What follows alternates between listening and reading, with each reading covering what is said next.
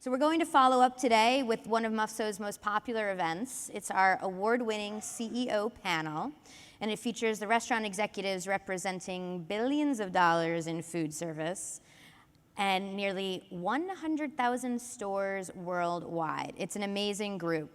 This panel is sponsored by SurveyMini by SMG. Excellent, thank you so much, SMG. So this CEO panel is always one of my favorite sessions at MUFSO, and I'm excited that this year will definitely be no different.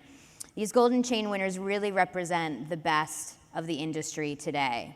So this year, we have honored Sandy Cochran at Cracker Barrel Old Country Stores, Greg Creed, right next to her, Taco Bell, and the newly named CEO of Yum, Joe DePinto, smack in the middle there, CEO of 7-Eleven, Aylwin Lewis from Potbelly, and Kent Taylor, who was named just last night the 2014 Operator of the Year. Congratulations to that.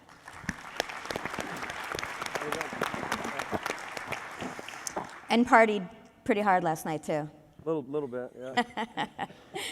The operators we honor here have really helped steer their companies on a successful growth path with intelligence and with character. Everyone on this stage leads with vision, creativity, superb business skills, and a deep love for the restaurant industry and its people, which many of us heard last night in their speeches. But I often like to say that people can spin stories and numbers can tell the story. So let me give you just a few quick numbers on this group. So on this stage alone, together is nearly $14 billion in US sales, obviously many more globally, especially when you factor in 7-Eleven. As a group, these winners run 15,000 US units, and the average rate of total sales growth last year was 8%. That's 8% when the industry was doing an average of about 2 to 3. So again, congratulations, and let's get started. I do want to note that this is for the attendees as well, and we hope that you can interact with us with questions. There are note cards in the front of your seats, and if you do have a question, jot it down at any time. Raise your hand or look for a Penton team member, and we'll make sure that we get to as many of those as possible. So I want to start off with a question for all of us. We talked so much at MUFSO this year about the new consumer, right? They're fast, they're demanding, they have so much information at their fingertips. They can be your best friend, and then they can be your enemy pretty quickly, sometimes in the same day, maybe sometimes in the same 10 minutes. So how do leading brands navigate this new environment, especially with social and any food-related challenges that we face? And Greg, I really want to start with you. Sure. You know, Taco Bell has a cult-like following, right, but you've also faced some challenges in that regard. Yeah, I think the critical issue is you have to be listening to what they're saying on a minute-by-minute basis. So we have a massive social listening called this fishbowl, where we basically are tracking all of our customers in every sort of social sphere, just trying to listen to what they're saying. But it's the analytics behind it that helps us turn lots of data, obviously, into insights. And then, as you said, though, they can love you one minute and hate you the next.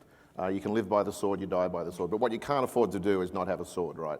So you can't ignore this, because if you ignore what's being said about your brand, you know, they're going to keep saying things. And the way we've thought about it at Taco Bell is we have to become publishers, not marketers. So I think we have to be out of the marketing businesses, which is when we get to choose, when we send out a message. Yeah. And we have to be like you guys, publishers. Every day we have to be telling a positive story about Taco Bell. Good luck with that. Yeah, I know. It's not an easy industry. Well, I'm not trying to make any money out of publishing. I'm just trying to be a publisher. Oh, well, that's the difference. Exactly. That's the easy part. Yeah. Anyone else have anything to add in terms of that new customer and what you have to look for or face? Joe, do you have anything to chime in? Well, similar to what Greg said, we've got a group, it's called Voice of the Customer, and they compile all that information, all that data. They work with the data, they slice and dice it, and the goal is to bring value with what you're doing. So are we delivering on what they want? Where are their pressure points or pain points? And I think in today's world, and we all know this, it's about staying true to your brand, but also evolving quickly and making change quickly, because they are moving at warp speed. Kent, I see you nodding vigorously. Oh, I don't understand what the hell half these kids are doing out there. I just hope our people do. That's it, man? That's pretty much it, yeah. I'm a four walls and outside the building kind of guy, and I have a lot of smart people in our marketing department that figure that stuff out. All right, we'll get to you later with your four walls. Okay. Sandy. I think I agree with everything that's been said, but I'll point out at Cracker Barrel we have a really broad reach, a lot of millennial guests, but even our boomers use social media, and we have found that they want to speak to us through those mediums more than I think sometimes people realize, or certainly we did. That's a really good point. We were speaking about that a little bit yesterday, that there's not one targeted group that you have to focus on. Even the millennials themselves are a huge demographic. Some have kids now, some have homes. They're not these 18-year-olds on their phones. So that's an interesting point. Aylwin, anything to add on this new customer? Well, I think it forces you to be real and authentic about who you are and what you be. You got to be real food, needs to be a real experience, and you can't be afraid. I mean, to me, what this has done is put the power back to the consumer, and we kind of forgot about that across businesses, and so it forces you to do your jobs well and to hire people that really love what you're hiring them to do. We hire personality. We say we hire nice people, and we'll teach them the Potbelly way. And so that smile, that appreciation for food, one of our values is food loving, and we want to hire people that love food and love preparing food the right way, and then just saying yes to the customer. And we have a person we call Speaker of the House. All the complaints that come into her job's to answer those within an hour. And we've started shifting it where if they come in during lunch, we oftentimes will get that complaint answered to that person online, on their mobile phone, at lunch, saying, here's the repair, go back in and you can get your, you get your replacement. That's been great. And, we don't get a lot of complaints, but that Speaker of the House job is one we're going to always have. That's interesting. Greg, you had something Yeah, to I add? think the other great thing is when you're listening to what your customers are saying, they've got a lot of great stories that you haven't created, right? Yeah. So I think your ability to take a story from the customer and then amplify it back out to the rest of your customer base is really important. And that makes it more genuine and real and authentic, right? So I think this real-time listening, I mean, for us, when we launched breakfast, we had our ops team in the fishbowl basically watching and monitoring, was the coffee hot, was the service speed good, in real time. So, we knew what was happening in the moment when we first went out with breakfast. And I think the ability to do that is sort of transcends what we've been able to do in the past. Now, there's downside to it, but I think the upside is really much greater than the downside. Yeah, it seems like the notion, even that Aylwin was saying, the customer is now really running the business. Exactly. Yeah, we're in the market is a buyer's market. We were in a seller's market for a while. It's buyer's market. And I don't see it changing with the ability to, know what's going on real time, connect real time. That's the expectation. Excellent. I think it is the expectation now. Yeah, those are great insights. Thank you. So as award winners, I definitely want to spend a little time with each of you and your stories and how you've grown in this industry. So Sandy, I want to speak to you first about your journey. So correct me if I'm wrong on this, but after college, you served in the Army for 5 years, left as captain, all right. Then moved on to, you got your MBA at night while in the Army, then moved on to SunTrust and then Books A Million, and now at Cracker Barrel. I think you've been at Cracker Barrel 5 years. So that's a lot. Take us through that journey in terms of what you picked up along the way and how you use that now at Cracker Barrel. Well, I continue to believe that my time in the Army, I think it's the greatest leadership development program in the world. And the opportunities you get, things like jump school or being in the 9th Infantry Division and the leadership opportunities that I had there, I'm still sort of referring back to. When I joined Cracker Barrel, I had been the CEO of a retail company, so that made understanding the retail part of our business easier. But as CFO, it was a wonderful opportunity to learn the business at that level, to get to know our analysts and our shareholders and our board at a different level. One of the things that I talk a lot about in our operators is how they need to move at some point in their development from understanding the income statement, which most good operators certainly do, but to understanding the balance sheet of their business. So to really getting proficient at talking about things like ROIC and shareholder return and capital allocation. So time spent as the CFO was really invaluable about how we thought about that in our business.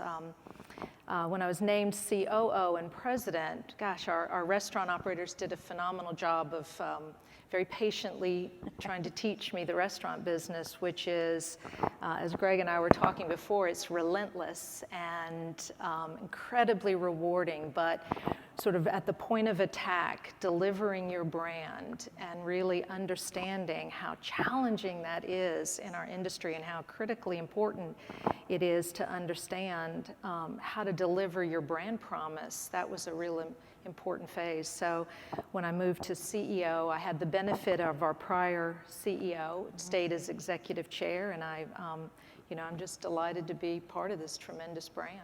Nice. It's rare for CFOs to head to the corner office as CEO. It's interesting. Wow. It was that Army time, you know? There you go. There you go. Well, I'm glad you mentioned the board, because when you joined Cracker Barrel, it was a little bit of a tough time for the economy, especially for family dining. You worked on a strategy that dealt with, oh, excellent. Thank you so much. Is it me or is it you? I think it's your necklace. Ah. I'm sorry. I'll keep going. You know the questions anyway. Okay, I sorry appreciate for that. that. No, thank you so much. So menu development, marketing, you tackled all of those things, but I know you also carefully looked at your board and utilized your board. And everyone here, large, small, has a board of directors, whether it's a sounding board or an actual board. Talk to us a little bit about the best ways you utilize those around you. Well, I had the opportunity to reconstitute or to add a lot of talent to our board, and was fortunate to be able to recruit. We've got the former chief people officer at Walmart, the former VP of Global Coffee from Starbucks, the former CEO of HMS Host, Glenn Davenport, who ran food service at Morrison's for a while. So I have a real diversity of skills, which has been very beneficial to me as the CEO. And then I have a lead director, Jim Bradford, really a chairman of the board, who is sort of, I think, central casting for a chairman of the board, and really handles a lot of the board activities. It's important, I think, to have a diversity of skills, and then to have a board that's willing to engage in the business and in the issues, and we've had a number of them at the board level. We've had a number of proxy fights since I was CEO. So, I think our board, a lot of them were CEOs at one point, and they understand, at least I've asked them to help make sure they don't quit challenging us. The most dangerous time, I think, is when you start to smell your own cologne and believe that you've got all the problems solved. So the board, at least at Cracker Barrel, is very engaged and very willing to challenge the direction and the strategy that we've laid out. That's excellent. Well, you've also been challenged externally too, so they have their hands full. All right, we already spoke a little bit about the consumer and this new customer, but Cracker Barrel is a standout brand with customers, always ranking very high in surveys in terms, especially families, where they like to dine out. How do you work to instill that sense of pride and that sense of one-on-one with the customer all the way down, to the unit level? Well, we are very proud of it, and so mission is pleasing people, and we believe the employee experience drives the guest experience. In fact, we don't believe that the guest experience will ever exceed the employee experience. And I think one of the ways we deliver it, and one of the things I'm most proud of, is our training program. So it's a benefit of being 100% company owned that we can have such a robust training program. All of our managers spend time in Lebanon at our home office facility. We have a training program there. Every store has a training room, and every store has an employee training coordinator. So we have a very robust program. We're very committed to it, and I think that that's the way you invest in your people, and you show them that you're not just talking about how important it is, but you're walking it, you're making the investment in it, and you're committed to it. And that itself builds a culture, Yes. right? Yeah, that's excellent. Well, thank you very much for your insights. Appreciate that. Greg, we're going to move to you. I didn't realize we were all lined up in this order. So. Taco Bell is so well known, right? 52-year-old brand. But today it really does seem to have more relevance than maybe almost ever before. So how do you keep that going? How do you keep that brand fresh? Well, I think the key is you can't age. So even though we're Can you 50 talk to me about that? Yeah, sure, yeah. I mean, even though we're 52, in our mind, we're a 22-year-old male, and we never age.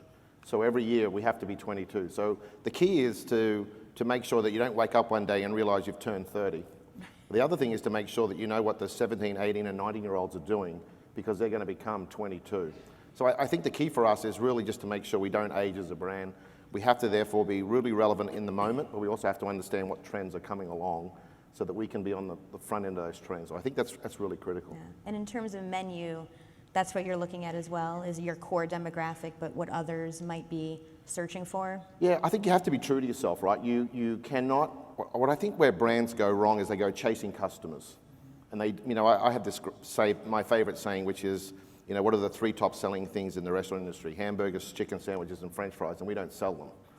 Right, and that's a conscious decision because that's not what Taco Bell does. So I think you can't go chasing trends and you can't go chasing customers. What you've got to be is true to yourself, and by being true to yourself, I think you can find breakthrough ideas. That's excellent. So you no longer are going to be just focused on Taco Bell. No, that is very true. I think last time we spoke, the echo was so large because you had just moved in to the corner office. Yeah. So Greg will be the new CEO of Yum Brands, effective in January? Yeah, January. Excellent. So when you look at running one of the world's largest restaurant companies, what excites you, I guess, first, and then what keeps you up at night?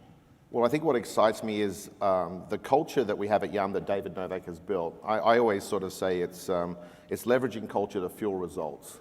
And I think what often happens in business is people sort of go after the results, and in their spare time they go, oh, I better work on culture. Oh, well, I've got 5 minutes, I'll do some culture thing, right? I think one of the successes we've had at Yum and at Taco Bell is that we really do leverage the culture to actually fuel our results. And so I think even one of the reasons I got the job was less the results and more the culture. I think that is the fundamental. So what I'm excited about is that we're in 120-something countries. To be able to take 3 amazing brands and the culture of Yum to the world is really exciting. What keeps me up at night is really a couple of things which I think probably should keep us all up at night. The first is for me is food safety, and the second is this IT security. I mean, I think food safety has always been a huge issue, obviously in the food business, but I think this global IT security, you've got, if Chase can't protect its 72 million customers from IT, then we have to, I think, get much better at that, particularly as we get into mobile devices and obviously having our, we're a less a cash business. So the 2 things that I think I'm really most focused on, which I would call, really at the corporate level, is really IT security and food safety. Yeah, that makes sense. We've already had some breaches in the restaurant industry Yeah, with credit card data. And all the evidence suggests that retail is in the bottom quadrant of being good at protecting its IT security. Yeah. Interesting. So you came up through Yum and at Taco Bell known as a marketing genius. Maybe that's a little strong, but Yeah. Marketing was your background. What do you do? What would you tell a young marketer today in terms of getting those products launched and what they need to know and follow? Well, I think the first thing is you have to understand the brand you've got, right? Which was what I was sort of saying earlier, which is you have to be really understand what your brand is and what it stands for and what it can do. And then the second thing is there's a favorite saying, which is if you never do, you'll never know, right? Which is, and I think Patrick spoke about this last night, which is I think young people have to be more courageous. There's a lot of smart people, there's a lot of people with heart, but I think what you've got to be today to be successful is to have real courage. So I think you've got to have courage to try things. Things are going to fail, things are going to work. If you're going to fail quick, fail cheap. Yeah. But I do think you have to have real courage to go out and try things that other people haven't tried. So that would be my advice. That's great. No, that is good. And Patrick was wonderful. We wish he could have been here today. That was Patrick Doyle, the CEO of Domino's, won the Norman Brinker Award last night and spoke about that notion of courage. Yeah. That's a great idea. Thank you for those insights. We'll definitely come back down the row as well. But Joe, I want to move on a little bit to you. So last night I was actually pulled aside and asked, 7-Eleven as a golden chain, what's that about? And I said, well, food service. It's about food service. And convenience stores, packaged food is where the future really lies. And I know you feel that very strongly. I'm curious to know, though, who you see as your competitor, and do you see these industries merging even more so in the future? Well, I think that, to use a term that gets coined a lot, channel blurring is happening. It's here to stay. I think what's going on digitally, what's happened with the economy is driving it. Consumers have limited discretionary dollars, and so we see stuff like, Greg mentioned Taco Bell's in breakfast. Taco Bell wasn't in breakfast. McDonald's wasn't in coffee. They're in coffee. The drugstores are getting into the convenience space. There's more single-serve immediate consumption items being sold through all these channels. And we looked at our customer and said, who is our customer? What do they do? 80% of convenience store customers walk into our stores to eat or drink something. They walk out putting something in their mouth. Yeah. And so that's where we got focused. And we said we can not only sell packaged foods, we can sell fresh foods. And so why a golden chain? I'd say this, 7-Eleven is, in the US alone, is a $1.4 billion food service company. Yeah. Globally, it's much larger than that. If you go to different parts of the world, our penetration in food service gets up to close to 40%. So we are a big food service organization, but we're called a convenience store, and I think that's changing. It's going to continue to change. No, it makes sense. What are you looking at? What are some food service fresh products we can look forward to? I think that bowls are a big, so served bowls that you can take away on the go are a big trend. Tex-Mex is a big trend. Anything on the go snacking, we know that consumers are eating 5 to 6 times a day. They also want, interestingly enough, a lot more healthy items, and so we're getting real focused there. We just rolled out our Tony Hortons line of smoothies and little take-home food products that are all healthy-oriented. So I think we'll continue to evolve there. We'll watch trends, but that's what we're doing. Yeah, that makes sense. Smart. 7-Eleven opens a new location, correct me if I'm wrong, every 2.5 hours. This is around the globe. It's about 3. How do you manage that kind of growth? Well, I think it's like any one of us. The people that manage it are the people who are engaged in the business deeply day to day. The goal we had initially was let's do the training required and let's build leaders at all levels. And so that's what we work on. We have a really robust human resource planning process. Greg mentioned culture. Culture is a big deal. Our culture is one of servant leadership. Support the stores, put your guests first.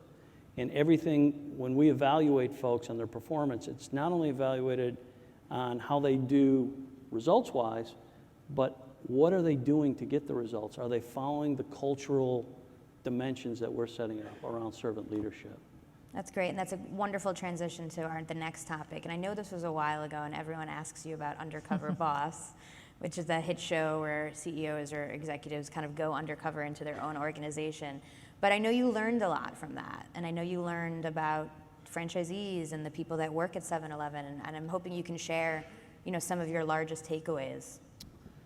Yeah, so I'd say Undercover Boss, what I say is the gift that keeps on giving. It actually, I had originally said no. We had several people around the organization who said, look, we need to do this. We can send a real message around servant leadership, both internally and externally. So both to our internal folks around the fact that the CEO rolls his or her sleeves up, gets out there. And, you know, I used to work for Aylwin, so I know how to roll my sleeves up. But for me, what it was is it once again said to me that we got great people that work every day. They want to do a good job. All they're looking for is to be supported, that as an organization we provide them opportunity, and they want to be recognized for doing a good job. They don't ask for a lot, and I think we all know it. So what that once again told me in a very human way is take care of your people, put them first, treat them the way you want to be treated, and they'll always come through for you. So that's my big learning. Yeah, that's great. I appreciate that. Thanks for your insights. So Aylwin, we're going to move to you, and this is actually perfect that Joe teed us up and mentioned that notion of servant leadership. And I know that you're a big believer in that and speak very eloquently on that. So talk to us about how that shapes Potbelly and how you approach your role as CEO. Well, you know, it's a people-first attitude. It's a basic belief in the positive intentions of others. The powerful motive for me being in this business is I'm a teach a person how to fish person. And so this industry for me have always been about taking people that may have started not in a great place, but they're willing to work hard, they're willing to learn. In this business, you can help them reach their level of the American dream. You know, when I first started this business, you know, I was a smart person and I worked hard, and you could be self-righteous about that, but you notice at some point that it's not about you. And you don't really have power. You know, you can get the job title and you can puff your chest up, but you really don't. So it becomes, how do I influence people, and how can I get people to understand that my success is directly tied to their success? So then you spend all your time figuring out, how do I find the right people? How do I help them do the right things, and they'll get the right results? And as CEO, that's my deal. You know, it's the shop level, you know, I'm in the field, get on a plane, get in a rental car, and just start hitting shops. 80% of my visits are unannounced, and the goal there is between what we espouse and what we deliver, how big is that gulf?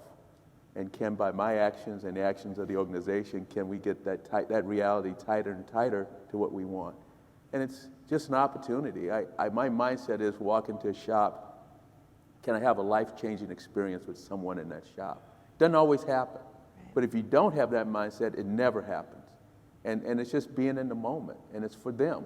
Because we are visitors in their environment, and we get a very limited period of time. I'm there for an hour, maybe hour and a half, and that hour and a half is pretty, you know, what can I do to impact how they think and how they behave?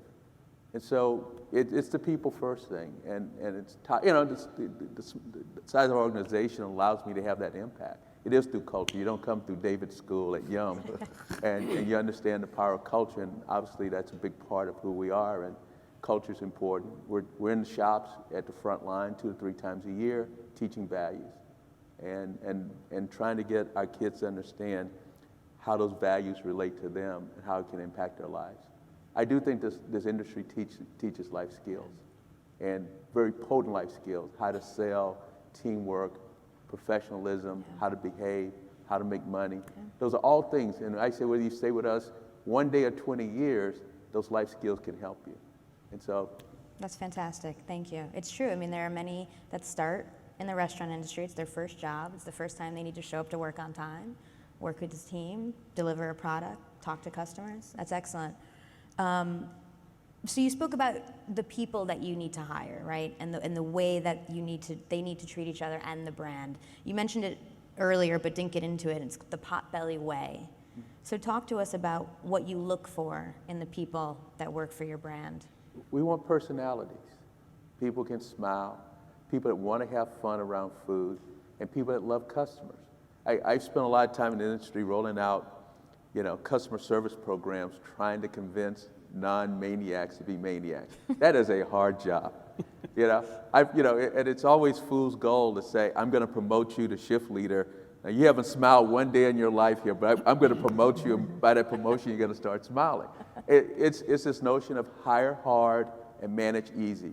So we spend a lot of time in the selection. Turnover, to me, I want it as low as possible. Turnover starts with selection. And we allow our folks the opportunity to wait on the right person. do overtime, which is a bane of cost control. You borrow, but don't hire the wrong person. That's injecting a cancerous organism in that shop. And it takes you double time to carve that out. So wait on the right person and hire talent, hire smart people, hire people that just love life. When we go into a new market, one of the things we have this friendliness quotient to kind of measure, is there enough friendly people in this city that we can hire to come to work for us, because that's a big part of who we are. We want folks that have joy in their heart, that walk in the door with a smile. And no matter what's on the outside, when you walk in, we want that smile. And it's part of the training. I was a big believer in my days at Yum is, we hire folks, and it's like the first station training had to be salary management because they're the most experienced and blah, blah, blah, blah, blah. Well, our first station training is done by fellow hourlies. They're certified trainers. You get your first raise if you are certified on 3 stations, 75 cents, and you become a trainer. Our kids say they like that because they can ask the dumb question to a peer versus a boss. We don't have name tags. Kids always hated the name tags, and you talk to them, it's like, well, we don't do name tags. And because we cook with an oven, it's an environment that's very safe, and so they can wear the do-rags and the tie-dyes and the shorts. I put more ties on people in the industry, but I haven't done that at Potbelly. It's a very casual environment. It's part of who we are. And all that, to me, allows folks to bring their personality. And so that's what I worry about, and that's why I spend a lot of time and try to encourage hiring the nice people. So friendliness quotient, that's what everyone has to add to their list when they're looking to expand. Yeah. Real estate, market demographics, friendliness. I'm a Potbelly eater often. Thank you. There's one right down the street, and your people are ridiculously friendly. When I didn't show up for a couple weeks because of my crutches, and actually one of the workers was making a delivery and saw me on the street, and he was like, "Oh my God, what happened? We're gonna send you cookies." It was awesome. Yeah, so congrats. You can't train that. Right, you can't. You're totally right. Getting a little bit detailed, every Golden Chain winner has done an interview with former Golden Chain winners in these top-to-top discussions that are on NRN.com and in Nation's Restaurant News. A little bit of a shameless plug. But when we spoke with Cheryl Batchelder Aylwin, CEO of Popeyes, you got very detailed into a time management philosophy that you use and that you instill throughout the company, and how everyone's goals need to filter through the company's goals. And I think that would be really helpful for the attendees here. Well, the point of what we try to do is match what you do to your goals and to the work. I'm not a believer in strat plans that are outside what you do. So I got this thing called tactical planning. Started out as a district manager at Jack in the Box, Houston. And on the weeks I would plan out my weeks, I would get a lot of stuff done. And then human nature set in and said, okay, you can give yourself a couple weeks off. And you didn't do it. And I had this epiphany on Shepherd Street between 20th and Dunleavy. It's like, you idiot. On the weeks that you plan, you get a lot of stuff done. You feel very good at the end of the week. Your team feels good at the end of the week. Why don't you do it all the time? And so this notion of just planning the work. Tactical plans around your targets, details of how you're going to do it, time frames you're going to do it. And so that's what we import throughout the whole organization. I hate action plans to solve problems. I want to plan the work so I get toward the results. And if there's a breakdown, you can go back and look at why it broke down. And that's what we spent a lot of time on. And simple tools that we use around calendar planning and tactical plans. And start with me. I start my tactical plan in October of every year for the next year, and you plan out the year. Then you put it on a calendar, and you work the calendar. What you have to learn is not, put 15 pounds in a 5-pound bag and plan out every minute of every day. That's a temptation. But that's kind of what we've done. And when I worked with Cheryl, it's one of the things I showed her, helped her with. Yeah, she's great. Excellent. Well, the other discussion point with Cheryl that I thought was wonderful, she asked you about diversity in the restaurant industry. And frankly, the industry is not doing so hot, right, when it comes to Hispanics, African Americans, or women, especially at the leadership ranks. And I want to know, and actually this is for the whole group, because Joe, I know 7-Eleven's often honored. Hispanic Magazine, I think, as one of the best places to work, and Yum as well, extremely diversity and inclusion based. So Aylwin, I don't know if you want to start off in terms of, this, one of the things need? being at Potbelly, we, got a chance to reshape the board, being a public company now, and so, we have 3 women on the board, and 2 African American women, one from Home Depot, one from American Express, and one from a Buffett-owned company. And that diversity to me is just important. I think of it as a rainbow, and you want to match your customers. And this, how folks think about customers, how they think about the business is so important. And it's not I'm a very inclusionary person, not at the expense of anyone. But this industry, I'm an example of what could happen when you have the right support, when you have the right mentors, and you work hard. I'm the CEO of a company. I was number 2 guy at Yum when I left, and those are important positions. What you want to make sure you do once you open a door is make sure through your actions and your commitment, you keep that door open permanently, and you're not seen as an exception, that other folks with the same type of stimulus can get to the same place. And so and this industry has allowed me to do that. This job particularly allows you to do that. And so I started with the boardroom. And so, 40% of my management team are females. My head of development, my HR person, and as well as my marketing person. So that just says you're open, and you're open to opinions. Joe, anything to add to that? No, I mean, we have it on our strategy map. We got a one-page strategy map, and we look for diversity not only with our employees, with our franchisees, and with our partners. And it's that simple. The organization knows it. It's dead center on our strategy map. And because of it, we talk about it, it starts to happen. But I think it starts at the top, quite frankly. And that's not to say that there aren't folks throughout the organization that don't believe in it. But it really needs to be a tone from the top. And by doing that and linking it with our strategy and how we want to grow the business with people, it happens. Yeah, I think action speaks louder than words, right? You can write anything down. The question is, what do you do when you're the boss? So, what I'm excited about it, half the executive team at Taco Bell are women. We have the only woman president in Yum, actually works at Taco Bell. She runs international for me. And I think when you're in that position, you've got to give everyone a chance. And you can either, you can write and say what you want, or you can actually act. And I think acting is the only demonstration that really matters. So, I think that's what's critical, which is, I'm not saying you shouldn't have a game plan. You should have a game plan. And, but I think it's how you act, not just what you say, that really matters. I agree with what's been said.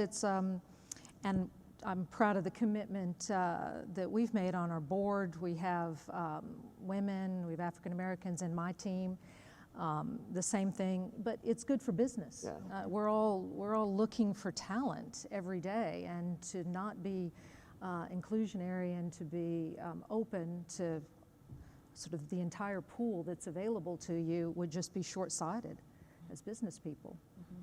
And you just want to make sure there's no artificial barriers that inhibit success. And that is a full-time job, and you got to make sure it doesn't creep into the organization and, how you promote people. And, when you're in a business like ours, you should always be looking for leaders, and then how do you get those leaders to the right place where they can make the best contribution? That's got to be an active mindset of leaders throughout the organization. Yeah, that's good. Aylwin, thank you so much for your thoughts, and everyone. So Kent, we're going to move to you. You've been waiting some time for us to get down this path, so thank you. Operator of the Year, again, congratulations. So not only are you CEO and founder of Texas Roadhouse, you're really a true entrepreneur, and maybe the one true entrepreneur actually up on this stage. Talk to us about what that means. I mean, you started a concept on the back of a napkin. You went through a ridiculous financing journey where you were rejected. A lot of rejection. 100 times. Yeah, but and there's when I was in college, I would ask girls here. to dance, and they would turn me down at bars, so I was used to rejection. You're used to it. So, yeah. Nice. So it made it a little bit easier? Yeah, I practice at it. So what does it take to have a true entrepreneurial spirit?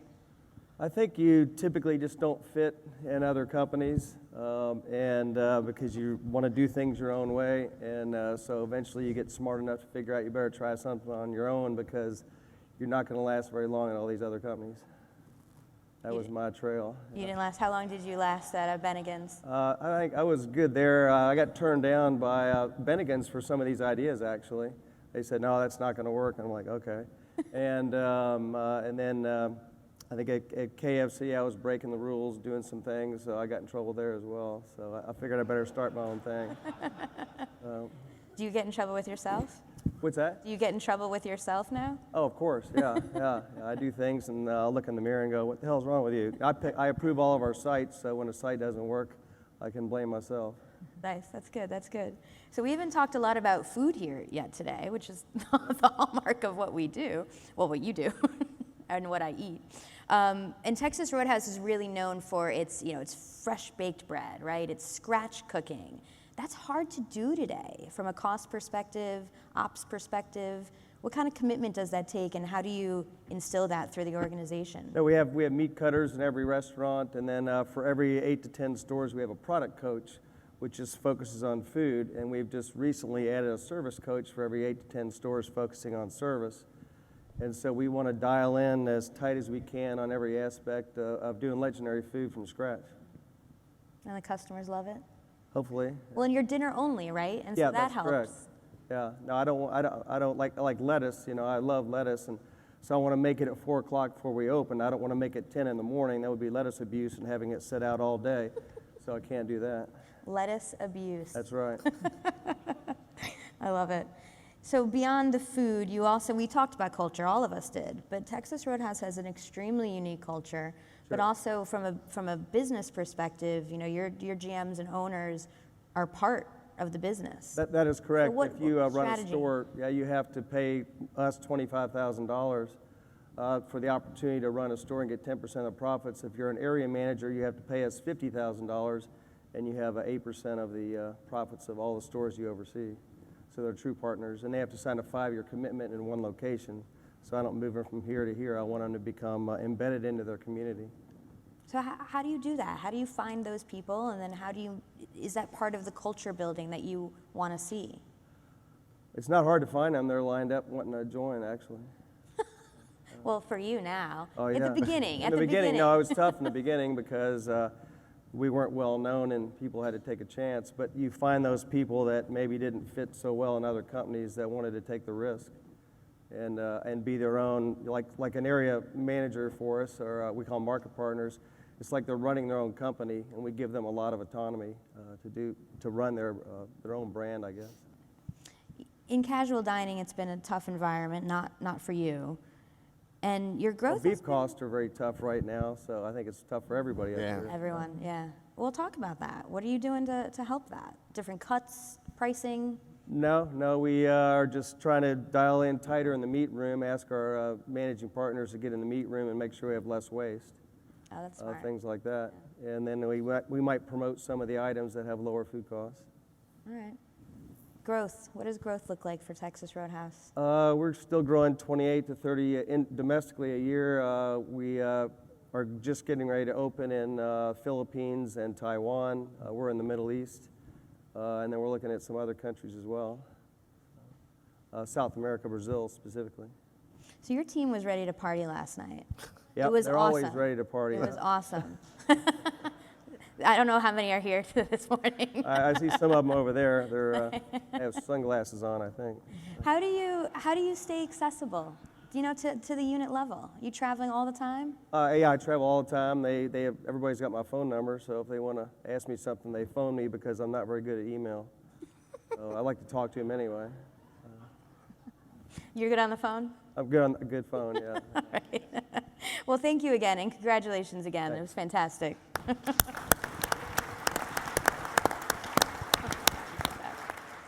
So I want to bring back to a couple group conversations that we've had and speak on an issue that I know faces the industry. Many of you referenced last night, and that, frankly, is the reputation that the restaurant industry is at today with consumers. There's protests over minimum wage. I mean, there's movies being filmed and made about how bad the restaurant industry is, and it really is under attack. And as the leaders of this industry, how do you respond to that, and what message do you think the industry needs to be sending? I think we should just talk more about our positive stories. I mean, there's so many people in this group that may have started as dishwashers or line cooks or whatever and are now running companies, and I think we missed some of those stories. Yeah, I mean, if you think about it, if you're running a restaurant that's doing $1.6 million, that's a lot of responsibility, right? I don't know how many people, depends on your business, but you could have 30, 40, 20, whatever people. I mean, those are big jobs. I mean, they're bigger than being a fireman and a policeman and a whole bunch of other things. And I think what we've got to do is a better job of actually demonstrating that being an RGM is actually a very important job. There's a lot of money involved, there's a lot of people leadership involved, there's a lot of training and coaching and life skills and all the things that we talked about. And we've not done a good enough job of saying, hey, these are really important jobs that a lot of people just couldn't do. So I think giving people an opportunity is amazing. What we've got to do is a better job of actually sort of, I guess, giving context for the jobs that we offer. Aylwin or Sandy? Joe? Well, it's the stories, and there's always underbellies of every business you can talk about, and sensationalism, folks are going to go after that.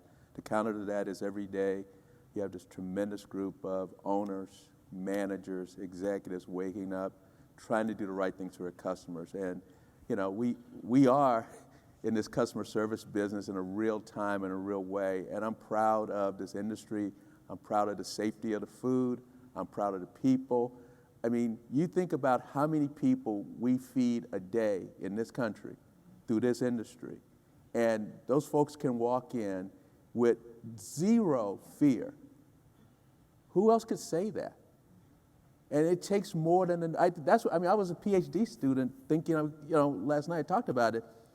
What shocked me when I showed up as a system manager trainee at the first day of that Jack in the Box was how together, I'd never seen a more together operation. It was a training manual this thick of how to make tacos and burgers and how to cook the stuff. And there were timers in the late 70s that helped you cook. That's scientific stuff that didn't exist other places. So I got a lot of pride. Everything I am and everything I own, I owe to this industry. And I'm not ashamed. I'm not ashamed. And I'll tell that to anyone. I'll shout it from the mountaintop. I'm more like with Greg. I'm more of a demonstration guy. Yeah. And waking up every morning, earning the right to be the CEO of Potbelly is my mission in life because I love it. Great.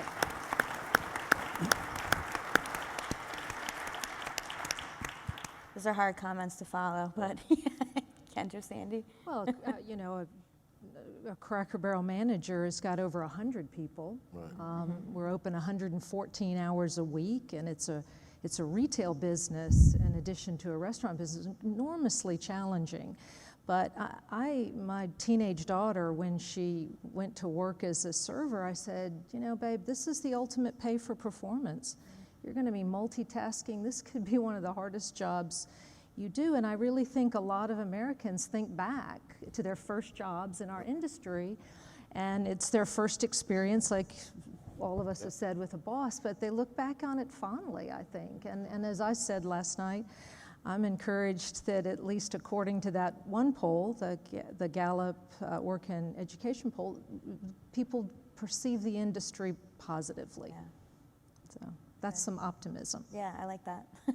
Kent? Well, I think they've covered it great. Yeah. You're a man of few words. I think his point, though, about communication is really, really important. The industry is a great industry. We do provide a lot of jobs. The jobs are good jobs. A lot of folks in the jobs do get other opportunity. We've talked about that. So quite frankly, the stuff that's coming, the restaurant industry should step up and communicate. It's a bit offensive, actually. It really is. It's a bit offensive because there are a lot of great lessons that are learned, leadership lessons that are learned in the restaurant. And I also came out of the military, as Sandy did. And I took a job at KFC because I thought it was so analogous to leading restaurants as it was leading platoons in the Army. And those leadership skills are exactly the same. And so, to me, it is about communicating. Right. It's about communicating the opportunities and what can be. And all the other noise, I think the restaurant industry should stand up, put a stake in the ground and say, enough. This is a good industry. Fantastic. That's great. When it comes to leadership, sometimes the best lessons learned are from mistakes, right? That's where you're like, crap. I guess I did that wrong.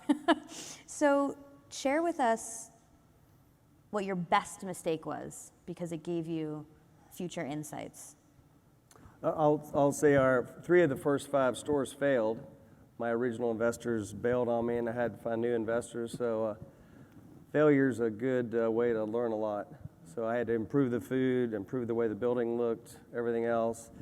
And I also had to move back in with my parents for a while with my kids, which sucked. But anyway, because I didn't have any money. You're not going to make those mistakes again. No.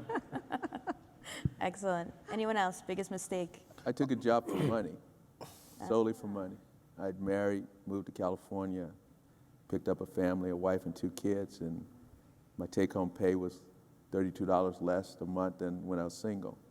And so this job offer came that was a 25% increase, and I took it. And what I tell folks is, after you cash that second paycheck, you realize how lousy deal it is. And so you never go for the money. You've got to match the values of the company with your personal values so you can bring your whole self to work. Yeah. And this industry is tough enough that if you don't enjoy it, and if you can't win in that company by being true to yourself, then it's going to be horrible.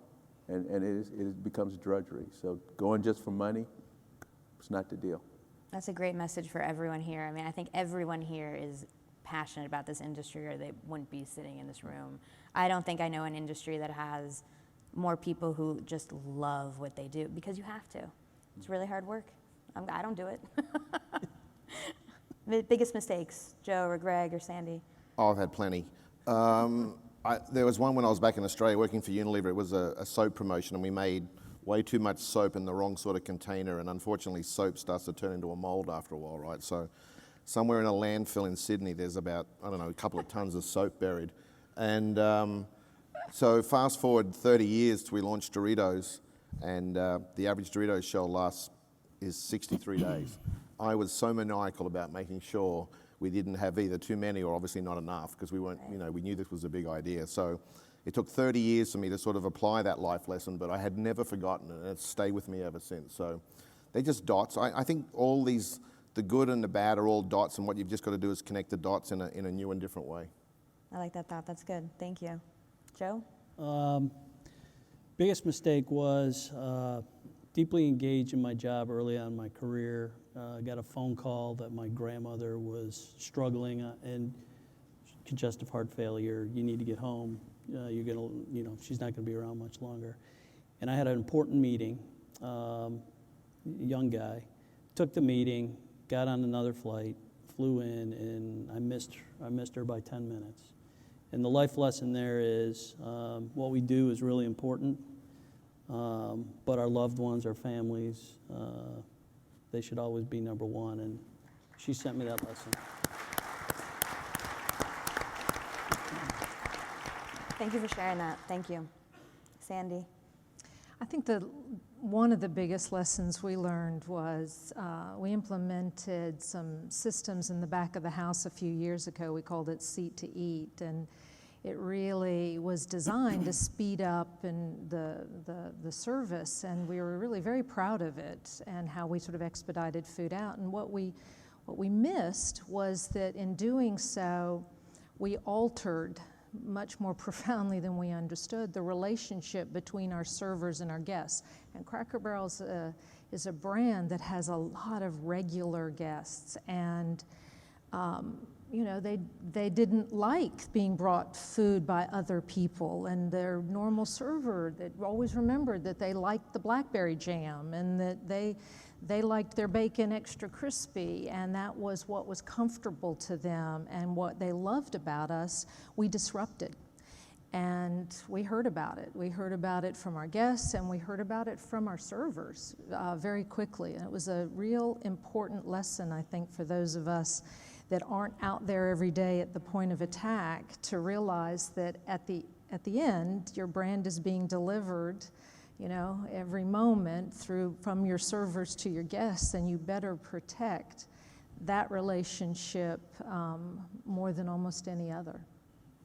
Thank you. So we talked a little bit about your mistakes, obviously, right now, and the deep love you have for this industry. There's a lot of people out here that want your insights.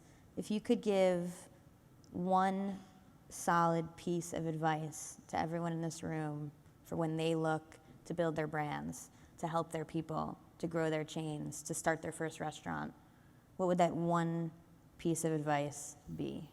Not to put you on the spot or anything. I would say find somebody to mentor yourself and learn as much as you can, and then when it's right to start, your own business, then start it, but learn from others. Who were some of your mentors? Norman Brinker when I worked at Bennigan's. Then I had a guy named Tony Thiel when I was a kitchen manager at Bennigan's. Really rode me hard and made me perform in the kitchen there. And just the employees that I have today, that we want like 6 times a year we bring in 10 managing partners, single store operators, and whatever idea we have we want to try out, we have to sell them on it, and they have to agree that they like it or we don't do it. How did you seek out those managers, or did they find you? No, we do. I'm sorry, I meant the mentors. Sorry, mentors. Just kind of happens, I guess. Yeah, okay.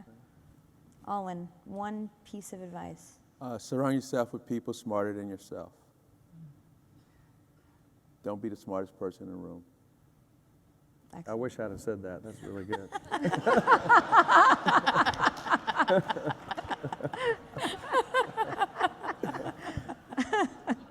I have a feeling you act that, though. You don't have to say it. I don't know. You demonstrate that. Joe. People, great people, take care of your people, give them opportunity, and they always get the job done.